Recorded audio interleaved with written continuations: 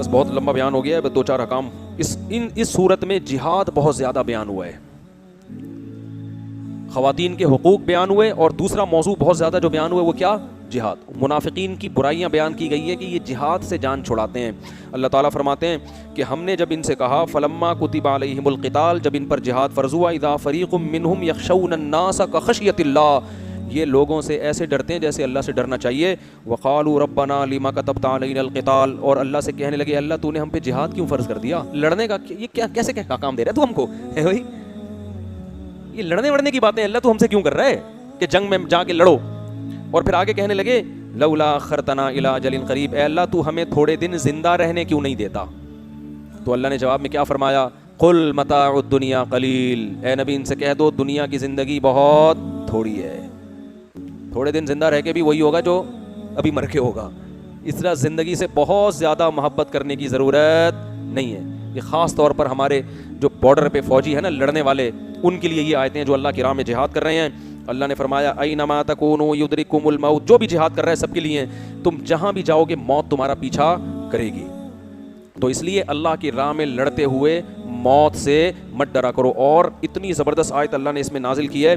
اللہ نے فرمایا ولا تہنوا فی ابتغاء القوم, جب میدان جنگ میں کسی قوم سے ٹکراؤ ہو جایا کرے نا, بڑا مزہ آتا ہے خدا کی قسم اس آیت کو پڑھنے میں, بڑا مزہ. کبھی کبھار دل چاہتا ہے کاش ہم میدان میں ہوتے اور پھر یہ آیت پڑھ رہے ہوتے. ویسے بڑی بڑی باتیں کرنی نہیں چاہیے, لیکن اللہ بعض دفعہ آزمائش میں ڈال دیتا, بولتے اب پڑھو ٹھیک ہے نا, لیکن جذبہ تو آتا ہے نا, نالائق ہیں جذبہ تو آتا ہے نا. ایسا موٹیویٹ کیا ہے نا اسلام نے اللہ کی راہ میں لڑنے والوں کو. فرمایا ولا تہنوا فی ابتغاء القوم, اے ایمان والو جب دشمن سے میدان جنگ میں الیک سلیک ہو جائے, ٹاکرا ہو جائے, تو بزدلی مت دکھایا کرو, سستی مت دکھایا کرو. کیوں؟ تم یہ سمجھتے ہو بہادری دکھاؤں گا تو زخمی ہو جاؤں گا نا. تو اللہ فرماتا ہے ان تکونوا تعلمون فانہم یعلمون کما تعلمون, تمہیں اگر زخم پہنچتے ہیں تو تمہارے مخالف کو بھی تو پہنچتے ہیں. یہ یک طرفہ لڑائی تھوڑی ہوتی ہے. وترجون من اللہ ما لا یرجون,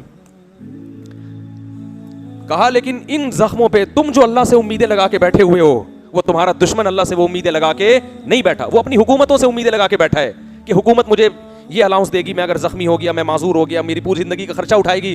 وہ حکومت جو ان کو بینیفٹس دے رہی ہے اس بیس پہ تم سے لڑ رہا ہے, اور تم سے رحمت کے وعدے کون کر رہا ہے؟ اللہ کر رہا ہے. وترجون من اللہ, تم اللہ سے امیدیں لگا کے بیٹھے ہو, دشمن کو خدا سے امیدیں نہیں ہیں پھر بھی لڑ رہا ہے, اور تمہیں تسلی کون دے رہا ہے, موٹیویٹ کون کر رہا ہے؟ خدا. وہ تمہیں امیدیں دلا رہا ہے. کیسی کیسی امیدیں.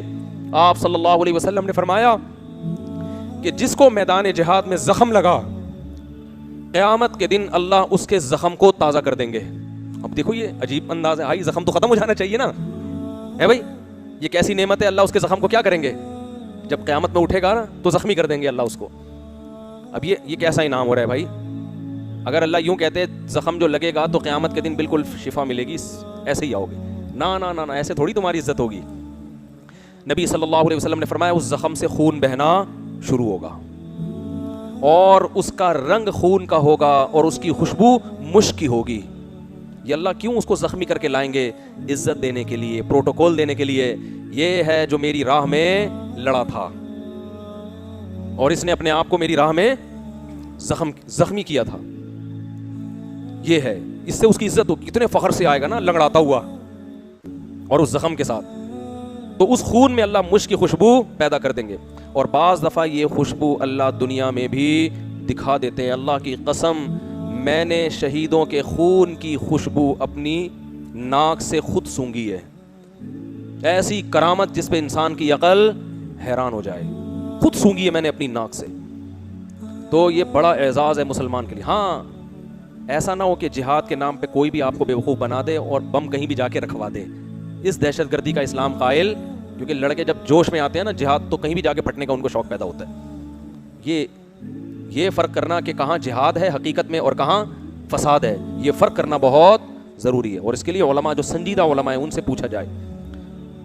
تو جو ہمارے لوگ ملک کی حفاظت کے لیے لڑ رہے ہیں, اس کے تو جہاد ہونے میں کوئی شبہ ہو نہیں سکتا. تو اللہ کو بہت پسند ہے, تو صحابہ نے یہی تو لڑے ہیں انہی باتوں کی وجہ سے, اور اللہ کی راہ میں جانیں قربان کی, اور تھوڑے تھوڑے لوگ اتنے طاقتور لوگوں پہ غالب آئے. یہی چیز ان کو موٹیویٹ کرتی تھی. اللہ فرماتے ہیں فَإِن تَكُونُوا تَعْلَمُونَ, ارے تم زخموں سے کیوں ڈرتے ہو؟ تمہیں اگر زخم پہنچ رہے ہیں تو ان کو بھی تو پہنچ رہے ہیں. वतरजून मिन अल्लाहि मा ला यरजून, तुम्हें अल्लाह से वो उम्मीदें हैं जो तुम्हारे दुश्मन को नहीं है। वो लड़ते हैं, वो तो किस बेस पे लड़ते हैं? उनके तो कोई बेस नहीं है पीछे मजबूत, क्या मिलेगा उनको? मर गए तो क्या 21 तोपों की सलामी होगी ना।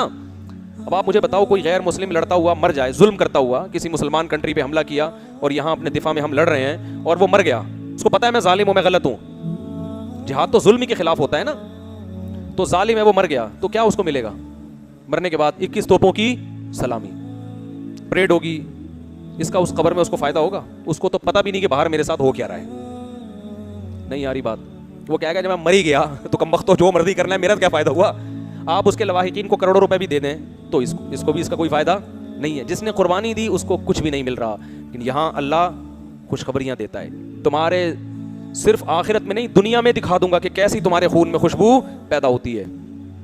तो इसलिए मुसलमान को अल्लाह की तरफ से बड़ी उम्मीदें हैं भाई। तभी मुसलमान अल्लाह की राह में जहाँ लड़ने का मौका होता है बहादुरी से लड़ते हैं, और गैर मुस्लिम के पास मोटिवेशन सिवाय असलहे की ताकत और तकब्बुर और ताकत का रोब, इसके अलावा उसके पास और कुछ भी नहीं होता। तो इस सूरत में अल्लाह ने बहुत ज़्यादा जिहाद का हुक्म दिया। जिहाद का हुक्म से मुराद ये कि जो मुनाफिकीन जिहाद नहीं करते थे और जान बचा के भागते थे, उनको वईदें सुनाई हैं और सहाबा कराम को मोटिवेट किया कि अल्लाह की राह में लड़ो, क्योंकि बहुत हमले हो रहे थे उस वक्त, गज़वा उहद, गज़वा खंदक, गज़वा बदर। तो सहाबा अगर ना लड़ते तो इस्लाम दुनिया से ख़त्म हो जाता।